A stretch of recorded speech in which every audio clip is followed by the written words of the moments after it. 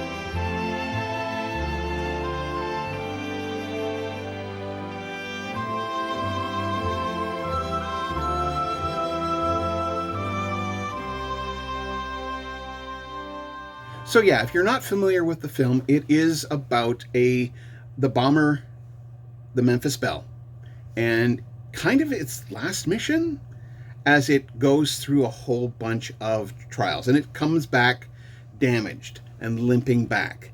So there's that, and you definitely hear this in the cues. There is definitely a urgency. Fenton just really does a really good job with his listen.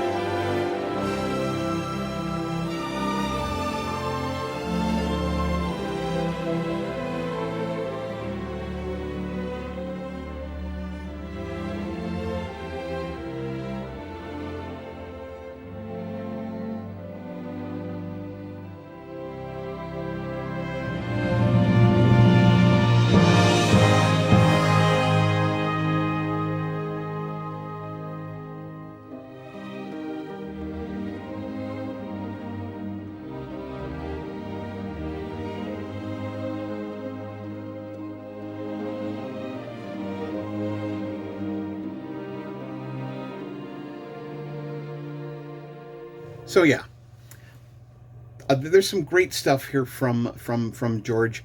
If you haven't heard Valiant, definitely check out Memphis Belle. It should still be out there. I actually did just get a chance to listen to it on Amazon Music, and I'm sure it will show up on one of the many other where you listen to music. So in any case, if you're interested in, first of all, I have to say this: like, share, and subscribe. If you're interested in any of the film, television, or video game music that I play on my show, you can listen to my show, Visions in Sound, every Saturday morning, 12 to 2 a.m. on 98.5 CKWR. I can also be found on my website, visionsinsound.ca. I am on the Twitter, or X, at Visions Sound.